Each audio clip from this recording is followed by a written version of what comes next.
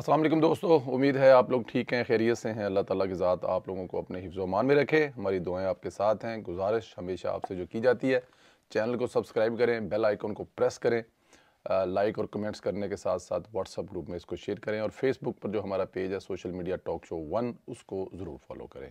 दोस्तों, पीटीआई को आज एक और सुबकी का सामना करना पड़ा है। पीटीआई ने निगरान वज़ीर नजकारी फवाद हसन फवाद को हटाने की दरख्वास्त इलेक्शन कमीशन में फ़ाइल की थी, जिस पर फैसला महफूज कर लिया था। फवाद हसन फवाद प्रिंसिपल सेक्रेटरी रहे, एक बेहतरीन टेक्नोक्रेट, इनका तजर्बा बहुत से अमूर पर है।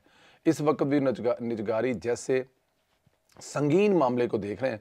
कुछ अदारों की निजकारी का अमल भी हतमी मराहल में है। ऐसे माहौल में फवाद हसन फवाद को हटाना अच्छा शगुन नहीं है। बहरहाल इलेक्शन कमीशन ने फैसला सुना दिया और पीटीआई की दरख्वास्त मुस्तरद कर दी है। फवाद हसन फवाद को नहीं हटाया गया, ओहदे पर बरकरार रखा गया है। दोस्तों, ये देखें, अब फिर मैं कहूँगा ना कुछ ऐसी बात कि ये मुल्क दुश्मन अनासर, तो फिर कहेंगे लोग यार ये बड़ी सख्त बात है, फिर हमारे कुछ दोस्त गुस्सा भी कर जाएंगे।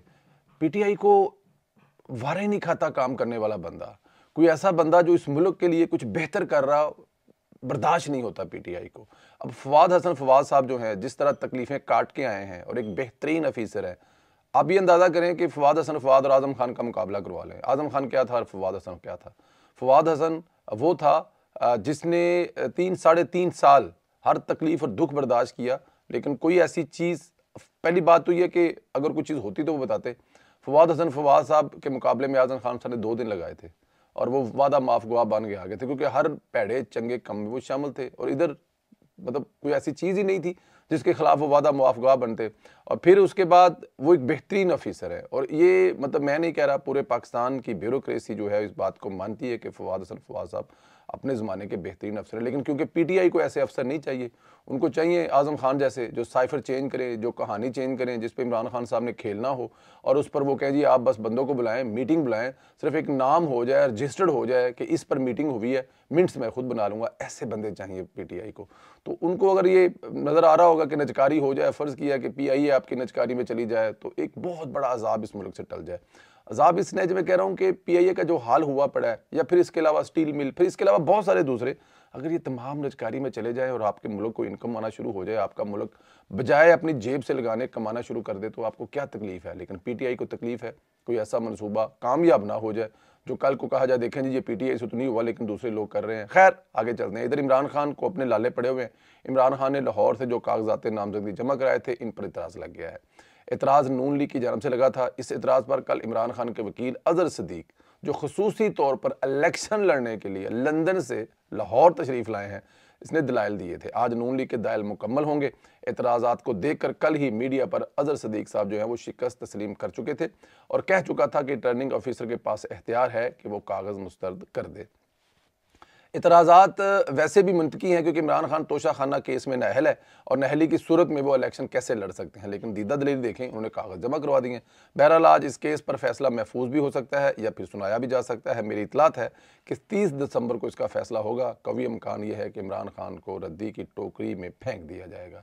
अच्छा, रद्दी की टोकरी में फेंकने का जो मसला है, जो मकसद है ना, वो मतलब ये रद्दी की टोकरी है ना, आप उठा के इमरान खान को फेंक देंगे, या तेरी औकात नहीं की तो इलेक्शन नहीं लड़ सकता। देखें, इसको मुकाफाते अमल करते हैं। कल आप दूसरों के लिए सब कुछ कर रहे थे, आज आपके खिलाफ किसी को कुछ नहीं करना पड़ा।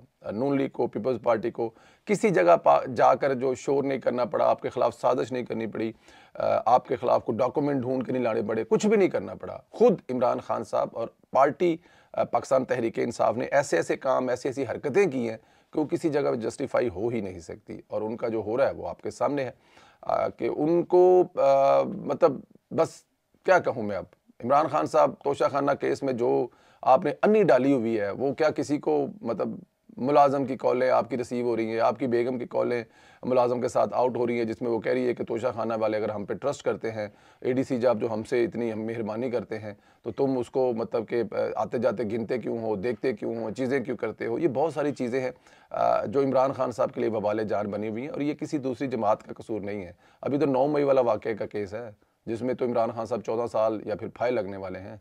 तो खैर इमरान खान को दुश्मन की ज़रूरत नहीं है, क्योंकि इमरान खान खुद अपना दुश्मन है और अपनी उसी दुश्मनी में इमरान खान साहब जो हैं वो फंसते जा रहे हैं और इलेक्शन से बाहर होते जा रहे हैं, बल्कि बाहर हो चुके हैं। वो तो जाहिर है यूथियों को लॉलीपॉप देने के लिए कागज़ जमा करवा रहे हैं। पता इमरान खान को भी है कि वो आउट हैं। दोस्तों, हमारे एक बुजुर्ग अब बुजुर्ग कहने से जो बंदा 60 65 साल 70 साल का होगा उसको आप बुजुर्ग कहेंगे तो क्या ये गुस्ताही होगी शान में, या ये कोई लफ्ज़ बुरा है? मेरे वालिद साहब बुजुर्गवार इस दुनिया में नहीं रहे। अब मेरे ताया या मेरे चाचा जो मेरे बुजुर्ग हैं, जो मेरे बड़े हैं, जब मैं जाता हूँ सर नीचे करके उनसे सलाम लेता हूँ, प्यार लेता हूँ। लेकिन यहाँ पे कुछ बुजुर्ग ऐसे हैं जो बुजुर्ग कहने पर भी गुस्सा कर जाते हैं। खैर, हमारे एक बुजुर्ग दानश्वर जनाब नुसरत जवेद साहब को शायद पता लग चुका है कि नून लीग के सोशल मीडिया को हिट करूंगा तो रेटिंग मिलेगी, डिस्कस होगा, फिर उन्हें सोशल मीडिया खास तौर पर ट्विटर पर ट्रोलिंग की लत जो है ना वो लग चुकी है। वो हर उस उल्टी सीधी ट्वीट का जवाब देते हैं जिसका कोई तुक नहीं बनता। उन्हें कोई भी राह चलता जरा सा तनकीद का निशाना बना देता है तो वे उसे नून लीग के ऑफिशियल सोशल मीडिया पर दा देते हैं और रही सही कसर उन्होंने रात को पूरी कर दी। मसूफ ने फरमाया, अच्छा जी, इसमें उन्होंने ये मसूफ ने जो फरमाया जी कि नून लीग वाले मेरे खिलाफ आजकल सोशल मीडिया पर कंपेन कर रहे हैं, इनको पैसे दिए जा रहे हैं और मुझे ये भी पता है इनको पैसे कौन दे रहा है, ये लोग भी तहरीक इंसाफ की नकल कर रहे हैं। लो जी, मेरी बिलीव करें कि मैं ये अपने बिल्कुल सच और बड़े ऑथेंटिक तरीके से कह रहा हूँ कि नुसरत जवेद ना तो इस काबिल है, ना नुसरत जवेद की कोई ऐसी क्रेडिबिलिटी है, ना नुसरत जवेद का कोई ऐसा काम है जिसकी वजह से नून लीग वाले पैसे देकर इसके खिलाफ कंपेन करवाएंगे।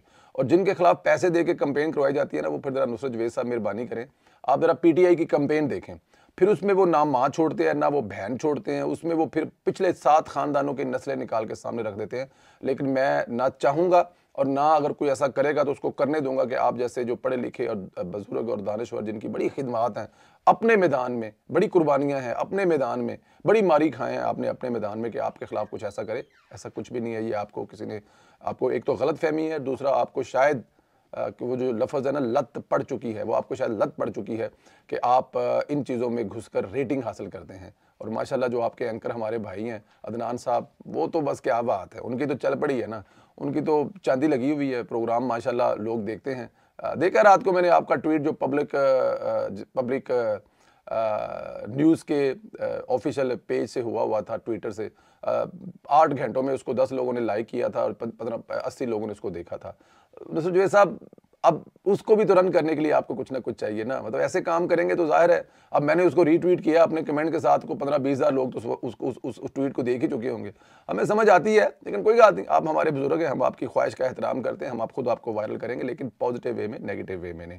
लाहौर वाली बात आपकी फायर बैक हुई, फिर अब आपने जो है वो PP वाली बात जो गुजरा वाली, उसमें भी फायर बैक करके उस पर भी अब दलीलें दे रहे हैं कि मैंने ये कहा था, मैंने वो कहा था, ये सारी चीज़ें नुसरत जवेद साहब। खैर, लाइल्मी का आलम यह है आपकी कि सबसे पहले उन्होंने जो तनकीद को बर्दाश्त ना करते हुए मुझ नाचीज़ पर कालम लिखा था, इल्ज़ाम लगाया था कि मेरी हुसैन नवाज से ताल्लुकदारी है, इसकी बुनियाद पर तनकीद करता हूँ। मसूफ ने मुझे ऑफिशियल नून लीगी सोशल मीडिया का कारकुन साबित किया था, जिसका दूर दूर तक नामो निशान है। मैं कभी भी किसी भी जगह पे ऑफिशियल ना रहा हूँ और ना मेरा आने वाले दौर में कोई प्रोग्राम है कि मैं PMLN की सोशल मीडिया टीम का ऑफिशियल रुकन बनूँ। उसकी 565 वजूहात हैं, इंडिपेंडेंट काम कर रहे हैं, जो दिल करते हैं आते लिखते हैं, ना किसी की कमान में है, ना किसी को पूछने वाले हैं, ना किसी को बताने वाले हैं। आप अच्छा करते हैं, आपको शाबाश मिलती है, आप बुरा करेंगे तो आपको कोई पूछ नहीं सकेगा ये बुरा क्यों किया है। इस लाइल्मी का नया शाहकार ये है कि नून लीग वाले ट्रोल्स देकर पैसे देते निकलवाते हैं गालियाँ।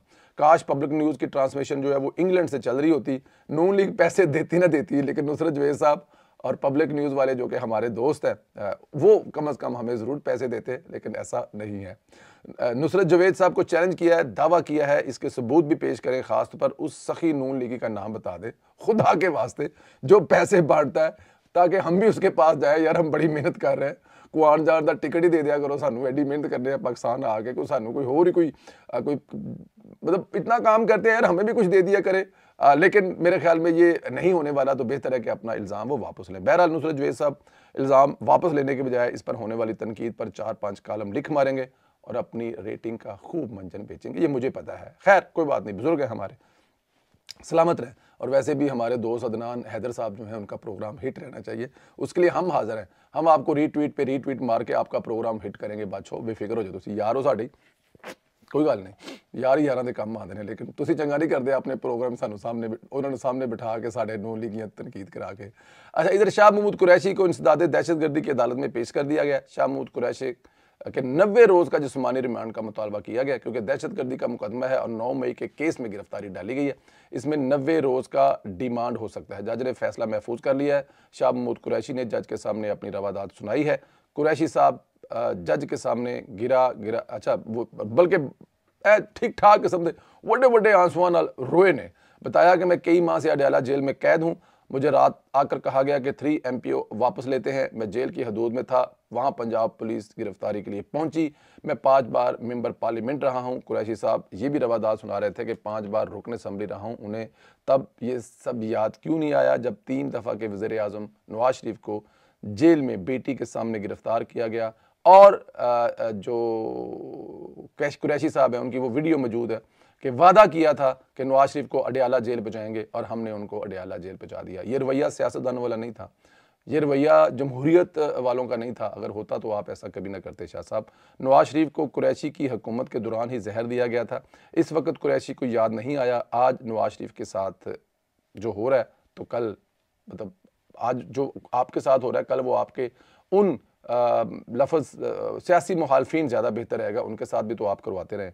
कुरैशी साहब ने बताया कि मुझे ठंडे कमरे में रखा गया, सीने में दर्द हुई तो अस्पताल नहीं ले जाया गया, सारी रात लाइट लगाकर जगाया गया। कुरैशी साहब आप वो दिन भूल गए जब राणा सनाउल्लाह की अहलिया मीडिया पर दुहाई देती थी। राणा साहब को दिल का मसला है, उनको दवाई देनी है, खाना देना है, लेकिन आप लोगों के बिल्कुल जूं नहीं रेंगती थी, बल्कि उनकी चटाई पर चीनी फेंक देते थे। लेकिन आपके साथ ऐसा कुछ नहीं हुआ।